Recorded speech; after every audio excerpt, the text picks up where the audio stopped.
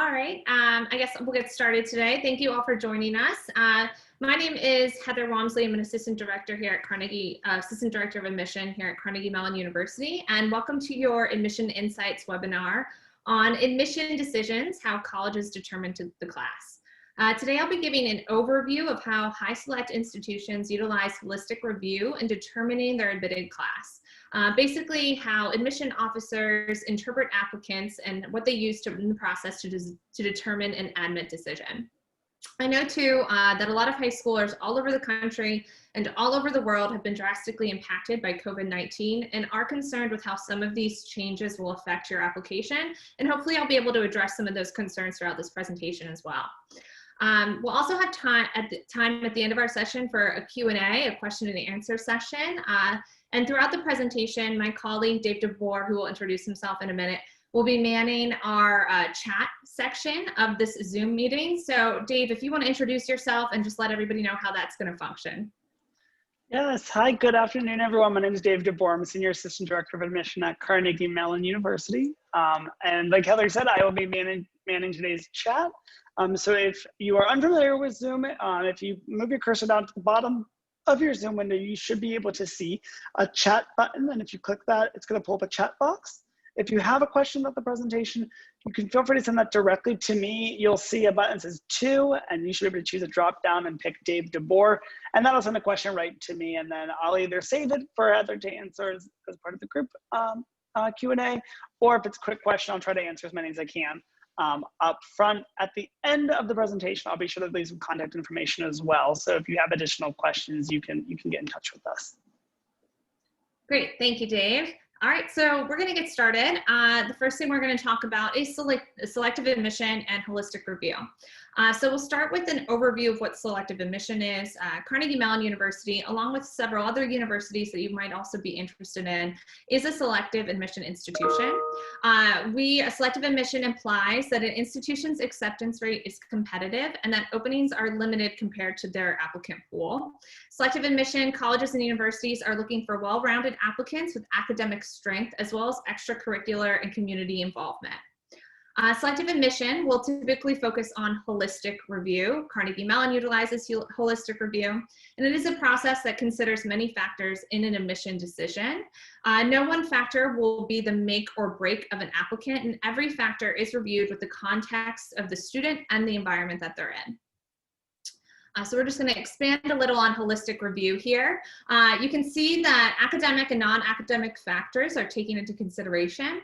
Academic factors include your grades or GPA in high school, the curriculum and rigor of your coursework, and standardized testing. Non-academic factors may include your extracurricular activities, the essays on the Common Application, and your demonstrated fit. We'll go over these in further detail during this presentation. Letters of recommendation and context fall into both categories of academic and non-academic, and we'll be talking about all of those as well. You also see something here called artistic review. This is applicable only to students who are applying to a fine arts program. Okay, so we'll talk a little bit about context. When we mention context, we're referring to your school and what curriculum it may offer, how you've taken advantage of it, or what academic path you've been following. We also strive to understand your personal context, like how where you live might affect what extracurricular activities you have access to, or how other personal responsibilities have shaped your schedule and involvement. Context can be interpreted through multiple things in your application, and this may include a school report form, potentially letters of recommendation, or your personal essay, or perhaps something you want to share with us on the additional information section of the Common Application. The current COVID-19 pandemic is also a great example of significant context that is affecting all of our future applications and applicants. If you've been particularly affected by COVID-19 in a way that you think is important for an admission officer to know, please tell us about it. Utilize that additional information section on the Common Application or a letter of recommendation or an essay. Give us context and share with us whatever you think we need to know about how COVID-19 has potentially affected the way your application has shaped. All right, we're going to talk about academic factors now in a holistic review. So an admission counselor is going to review your academics, your high school transcript, and your GPA to understand your college readiness. At Carnegie Mellon University, we recalculate your GPA on a 4.0 unweighted scale. We'll also then consider your class rigor. A strong GPA is important for any high select university as it demonstrates your time management skills as well as your academic success. A GPA is also positive when it shows an upward trend throughout your high school years.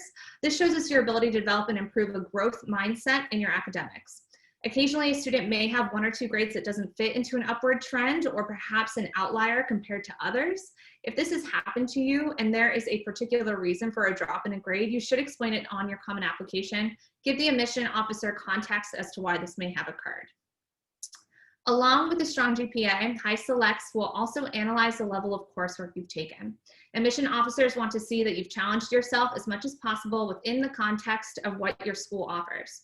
An admission officer will use your school report form and letters of recommendation to understand the academic challenges you've taken on. The college will also have different academic prerequisites. So depending on where you're applying, you'll want to check out what those academic prerequisites are. You can usually find this information on any university's main admission website. COVID-19 may also factor into your GPA and course selection. We understand that many of you may have pass-fail grades instead of letter grades from your last online semester, or will continue to have pass-fail grading systems going forward. We can't use P and Fs in determining a GPA, but we will fairly assess the letter grades you've earned up until that point. And we understand too that a complete online semester or perhaps a hybrid model may result in opportunities for less flexibility in your academic schedule. If you're unable to take a critical course due to these factors, please let us know. This additional information section on your common application is a great place for you to explain this to us. We'd also hope that if you're unable to schedule a vital class for college preparation, that you seek other ways to self-study or familiarize yourself with the topic. This can be explained on the common application in the additional information section or your extracurriculars or even in your essays. Another thing we'll touch on is standardized testing. Another academic factor used in holistic review is standardized testing, and typically this would be either the SATs or the ACTs, and this is usually required for Carnegie Mellon University and often required for other institutions as well. However, this year at CMU as well as other institutions, you may find that test optional is what's going on for our next applicant pool. This year we are test optional. And standardized testing is really only one of the many factors in this entire holistic review process. So whether or not you have test scores isn't going to be the reason whether or not you're admitted or declined. When it comes to deciding whether or not you want to send in your test scores, if you have them, ask yourself if you think the test scores will enhance your overall application or not. If you have test scores and you think it will enhance your overall academic profile, send them in. If you have test scores and they weren't so great or you weren't able to take them a second time, you're not sure if you want to send them, see if they add to your holistic factor. And if they don't add to it, maybe don't send them in.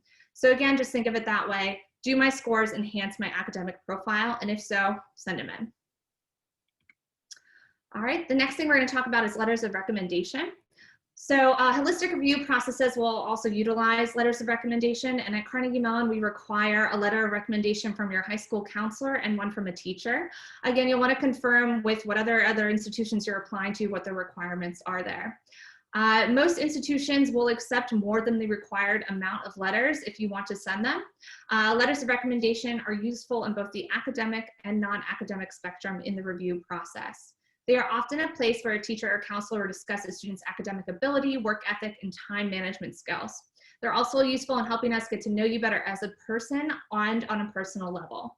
When deciding what teacher to ask for a letter of recommendation, focus on ones that you know well as a student and as a person. We hope to read letters that shine light on your ability to perform in a rigorous setting, as well as your ability to grow as an individual and work with other students. Some of you may be concerned about not having a close relationship with a counselor or maybe more than one teacher, and that's okay. Although Carnegie Mellon still requires a counselor letter, and we understand that some counselors might not have a relationship with their teacher, these letters might be brief, you're welcome to send in a second teacher or other recommendation in lieu of this.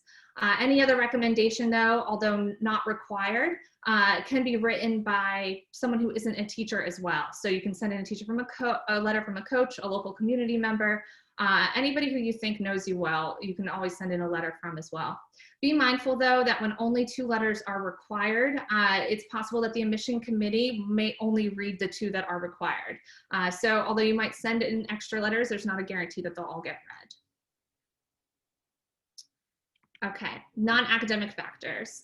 Now we're going to continue on discussing on other non-academic factors in a holistic review process. On the Common Application, there is an important section dedicated to your extracurricular involvement. Here is the space where you get to tell an admission officer like myself all of what you do outside of the classroom. This is where you'll list every school organization you're in and what it means to you.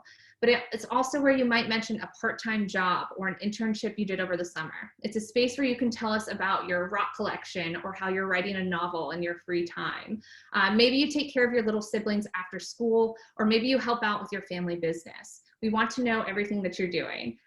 Don't think it has to be a formal club to make the cut of the extracurricular section on the Common Application. We want to know how you're spending your time outside of academics, and this is the space to highlight it. Examples of types of qualities that we're looking for in extracurriculars are leadership, community impact, and passion and dedication. We also want to understand what you've gained personally from your involvement in whatever you've been involved in. If you feel as if something you were involved in was drastically affected by COVID-19 and thus also affected your involvement and dedication, please provide that context in the description of the extracurricular. You're also welcome to tell us what might have been had your original plans not had been stopped due to this pandemic. Another non-academic factor used in admission process is your Common Application essay. And there are a lot of different angles you can take when writing your college essay. And yes, admission committees do read them. The essay is really a space where you get to speak directly to an admission officer and express yourself. There's no right or wrong way to write your essay, and there's no right or wrong topic. Be sincere and true to yourself when writing it, and it'll be a great essay. We want to hear your voice, and we hope that this essay helps us get to know you better. Many institutions also have additional supplemental essays specific to their school. Carnegie Mellon has 3 in the form of 3 short answer questions. So make sure what other universities you're applying to, you double check to see if they have an additional supplemental essay or supplemental questions like we do. The final metric of holistic review we're going to go over now is demonstrated fit. When an admission committee is looking for demonstrated fit in an applicant, they are using every factor on the Common Application. Academics, non-academics, your essays, your letters of recommendation, all of that is used to determine if there's a strong fit with you and the institution. Will you support the institution's goals when you come here? Will the institution support your goals for growth? Will you thrive at our institution as a student and as an individual? Basically, we want to make sure that you will be happy and confident with your choice if you choose to enroll at our university. Now I'll talk briefly about artistic components. We do have a College of Fine Arts here at CMU, as do many other institutions. If you are applying to a fine arts program, whether it be performance or visual, there might be something, a pre-screen for a performance program or a portfolio review for visual. Always confirm with your college or university that you're applying to what the requirements are for either of those. Typically, a performance art program will require a pre-screen and audition, and typically a visual arts program will require a portfolio. These are typically reviewed also by the faculty of the school, and the office will then review, our Office of Admission would then review your academics. So faculty of the fine arts programs reviews the pre-screens and portfolios, and admissions committees review the Common Application, the academic factors that you have. Both outcomes of both the faculty review as well as the admissions committee review will determine the student's admit decision. So a holistic review is used for all the academic components as well as the pre-screen and portfolio auditions. All right, so that is pretty much all I have about a bunch of holistic review tips. So I will